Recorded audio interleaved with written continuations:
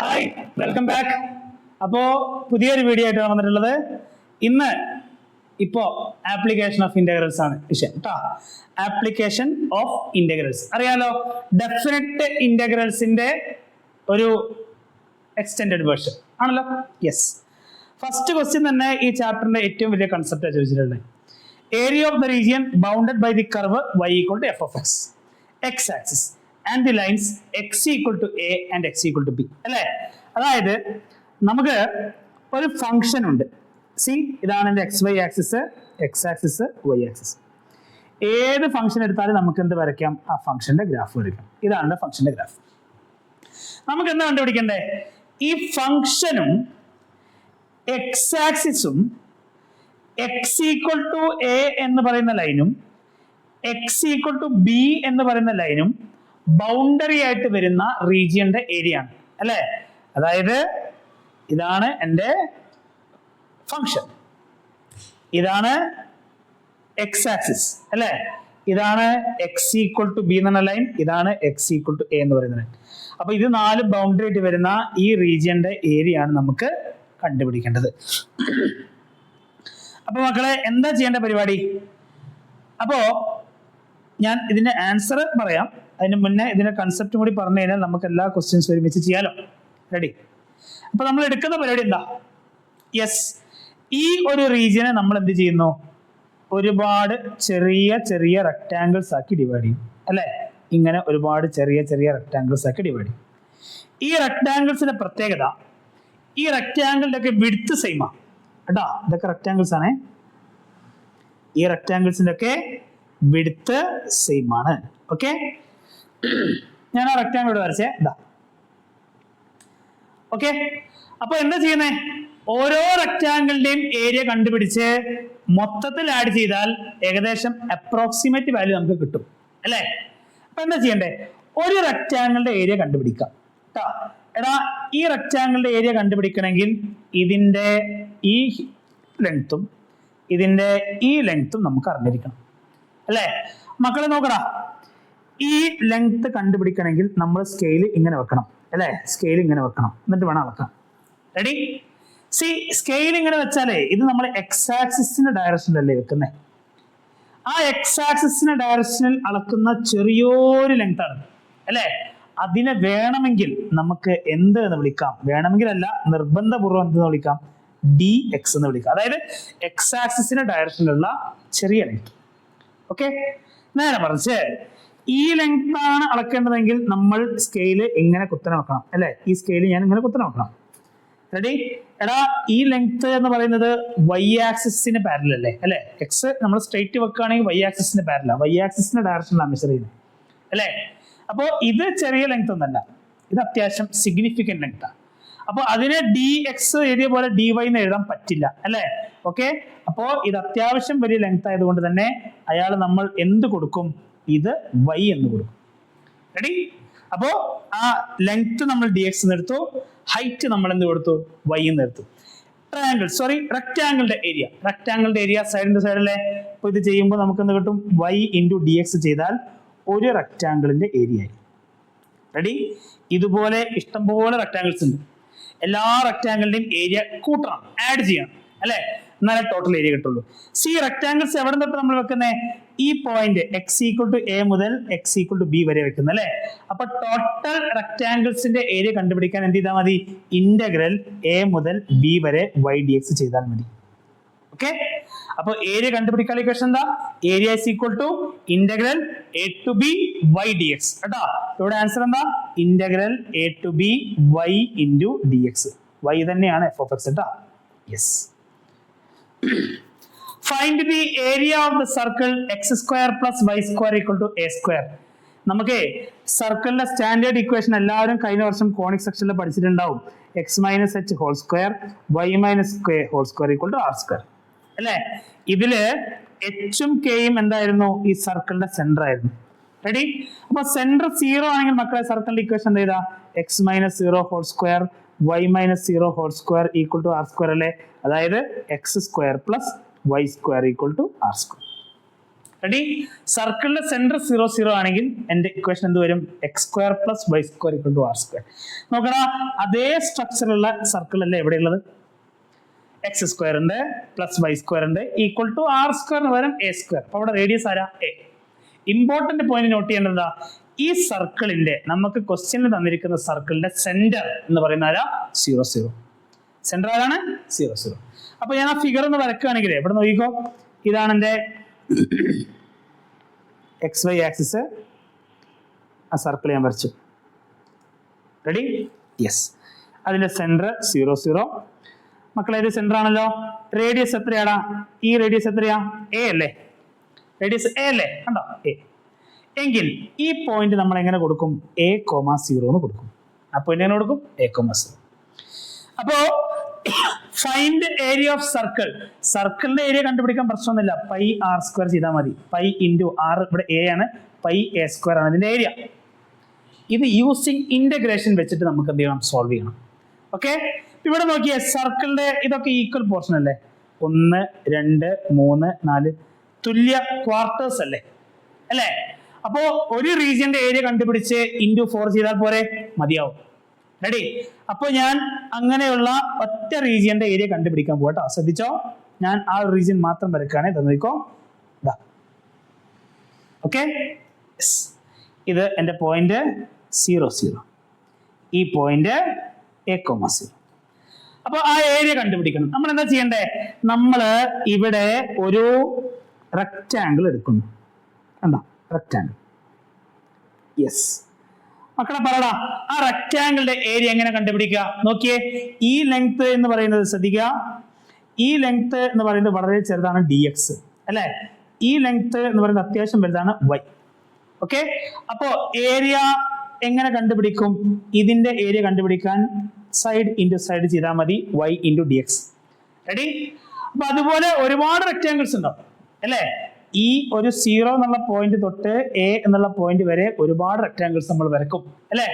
ആ റെക്റ്റാങ്കിൾസിനൊക്കെ area add ചെയ്താൽ നമുക്ക് മൊത്തം ഏരിയ കിട്ടും അല്ലെ? അപ്പോ എവിടം തൊട്ട് എവിടം വരെ നമ്മൾ റെക്റ്റാങ്കിൾസ് വെക്കുന്നത്? 0 മുതൽ എ വരെ. അപ്പൊ ഇന്റഗ്രേഷൻ ചെയ്തോ, 0 to a. Ready? Integral 0 to a y dx.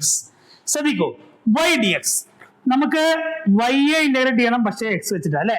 അപ്പൊ എന്ത് ചെയ്യണം? y നെ മാറ്റണം. y നെ എങ്ങനെ മാറ്റും മക്കളെ? X square plus Y square A square അല്ലേ? വൈ സ്ക്വയർ എന്തിന് ഈക്വൽ ആടാ? A square minus x square. Y എന്തിന് വരും? Root of A square minus x square.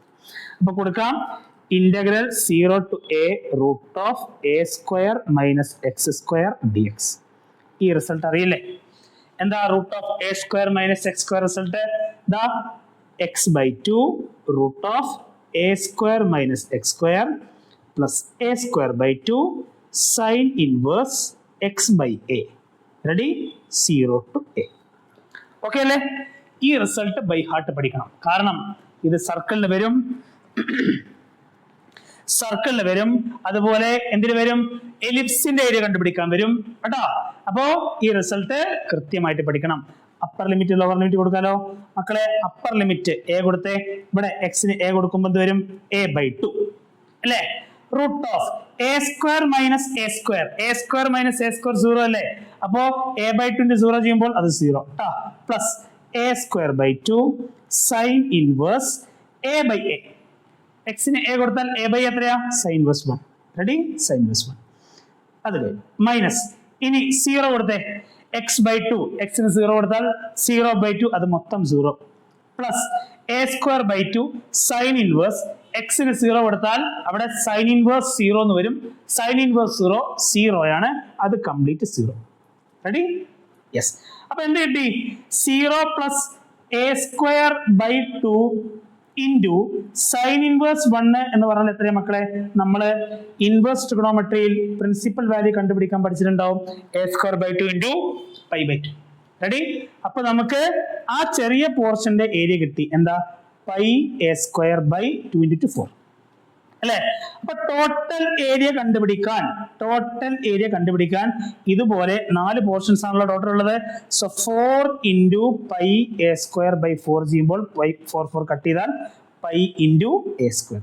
അങ്ങനെ തന്നെ സർക്കിളിന്റെ ഏരിയ കണ്ടുപിടിക്കുക. π പൈ ആർ സ്ക്വയർ അല്ലെ, പൈ ഇൻറ്റു റേഡിയസ് എത്രയാ a square, pi A square. Yes. Find the area of the region bounded by y square equal to 9x. പരബോളയാണ്. x equal to 2, x equal to 4, x axis in the first quarter.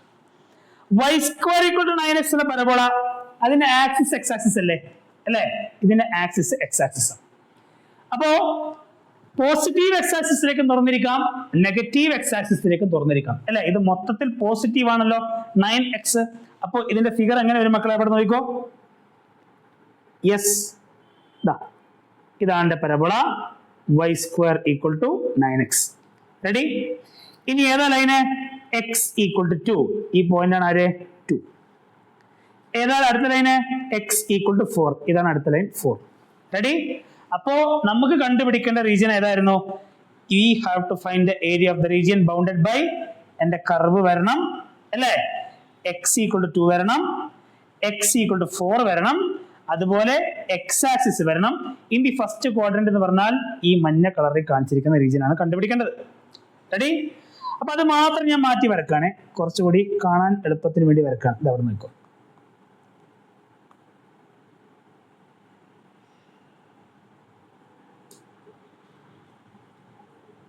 Ready? ഈ ഒരു റീജിയന്റെ area അല്ലേ കണ്ടുപിടിക്കണ്ടേ? എന്താ ചെയ്യണ്ടേ? Same പരിപാടി. ഞാൻ ഇവിടെ rectangle എടുക്കുകയാണ്. റെക്ടാങ്കിൾ. ഓക്കെ, ഈ റെക്ടാങ്കിളിന്റെ ഏരിയ എങ്ങനെ കണ്ടുപിടിക്കും? y into D X. Okay, ഇതുപോലെ ഒരുപാട് റെക്ടാങ്കിൾസ് ഉണ്ടാവും. ഏതൊക്കെ പോയിന്റിൽ നിന്ന്? ഈ പോയിന്റ് തൊട്ട് ഈ പോയിന്റ് വരെ അല്ലെ, 2 നിന്ന് 4 വരെ. Integral 2 to 4. ഓക്കെ, എങ്ങനെ ചെയ്യണ്ടേ? Integral 2 to 4 by dx. മക്കളെ, y സ്ക്വയർ എന്ന് പറഞ്ഞാൽ 9x ആ. അപ്പൊ y എത്രയാടാ? റൂട്ട് ഓഫ് 9x അല്ലെ. 9ന്റെ റൂട്ട് 3 ആണ്, എക്സിന്റെ റൂട്ട് എക്സ് അല്ലെ. അപ്പൊ എങ്ങനെ എഴുതാം? 3 റൂട്ട് എക്സ് ഡി എക്സ് കേട്ടോ. ആൻസർ 3 ഇൻറ്റു റൂട്ട് എക്സിന്റെ ഇന്റഗ്രൽ. റൂട്ട് എക്സിന്റെ ഇന്റഗ്രൽ 2 to 4. എന്താ റൂട്ട് എക്സിന്റെ integral? 3 into x raise to 1/2 അല്ലേ. X raise to 1/2 plus 1, x raise to 3/2 by 3/2 അല്ലേ. 1/2 പ്ലസ് 1 ചെയ്താൽ 3/2. ഒന്നും കൂടി വൃത്തിക്ക് ചെയ്താലോ? 3x raise to 3/2. ഡിനോമിനേറ്റർ മുകളിലേക്ക് വരും അല്ലേ. യെസ്, അണി 3 കട്ട് ചെയ്യാം. എത്ര കിട്ടി? 2x raise to 3/2. Ready? Yes. Upper limit lower limit കൊടുത്തേ. 2 ഇൻറ്റു എക്സ് റേസ് ടു 3/2. 2 കൊടുക്കുക, 4 കൊടുക്കുക. റെഡി? ആൻസർ 2 ആണെങ്കിൽ പുറത്തെടുക്കാം കേട്ടോ. Yes, 2 raise to 3/2 minus 2 raise to 4. Sorry, upper limit 4 അല്ലേ. 4 റേസ് ടു 3/2 മൈനസ് 2 കൊടുത്തോ, 2 റേസ് ടു 3/2. ഓക്കെ, ഇത് സോൾവ് ചെയ്താൽ നമുക്ക് എന്ത് കിട്ടി? ആൻസർ കിട്ടി. ഓക്കെ അല്ലേ? ഈ 4 റേസ് ടു 3/2 ഒക്കെ സോൾവ് ചെയ്യുന്നതിൽ ബുദ്ധിമുട്ടുണ്ടോ? ഞാൻ വേണമെങ്കിൽ ഇവിടെ കാണിച്ചു തരാം. കാൽക്കുലേറ്റർ കൊടുത്താലും മതി, അല്ലെങ്കിൽ കാൽക്കുലേറ്റർ ഇല്ലാത്ത ആളുകൾ ഉണ്ടാവും. എല്ലാവരും കാൽക്കുലേറ്റർ ഒക്കെ ആയിട്ട് പോവാട്ടോ. Yes, 2 into